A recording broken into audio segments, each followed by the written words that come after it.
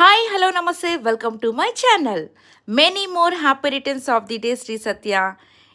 మీకు చాలా చాలా చాలా శుభాకాంక్షలు తెలుపుతున్నాము మా యూట్యూబ్ ఛానల్ తరపున. సో ఇటువంటి బర్త్డేలు మీరు ఎన్నో ఎన్నో మరెన్నో జరుపుకోవాలని మనస్ఫూర్తిగా కోరుకుంటున్నాను.